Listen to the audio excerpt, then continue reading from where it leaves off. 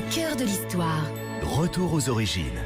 Et aujourd'hui, Franck, c'est une question d'Alexandra pour vous, une question qu'elle a postée sur la page Facebook au cœur de l'histoire. Alexandra aimerait connaître l'origine de l'expression « être en odeur de sainteté ». Je vais répondre à Alexandra dans un instant. En tout cas, je vais essayer. J'ai oublié de vous citer, j'étais dans l'immortelle randonnée de Jean-Christophe Ruffin.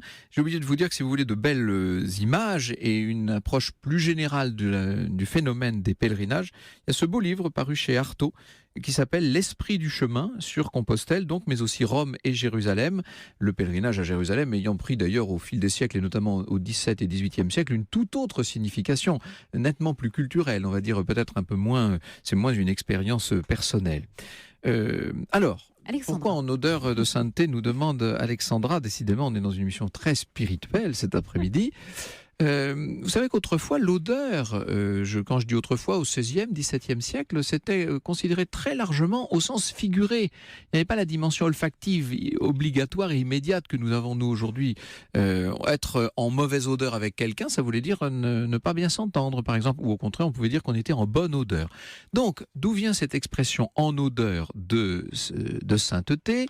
L'expression est apparue au milieu du XVIIe siècle et elle se rapportait à des personnes dont l'esprit était si pur qu'il était censé se rapprocher d'une forme de perfection. Et l'on parle là notamment d'un certain nombre de grands mystiques ou de grandes mystiques, vous savez, dont on dit que lorsqu'on ouvre leur bière 50, 100, 200 ans après leur mort, non seulement le corps est absolument immarcessible, reste à l'air d'être encore quasiment en vie, mais il se dégage de la bière, non pas les odeurs putrides qu'on peut imaginer habituellement, mais une odeur suave, un parfum floral assez éloigné de celui d'un cadavre en décomposition. On a connu ce phénomène plus récemment, vous savez, avec Bernadette Soubirous notamment, dont on dit qu'elle avait justement, elle dégageait cette extraordinaire odeur. D'où cela vient-il ? Les scientifiques n'en savent rien.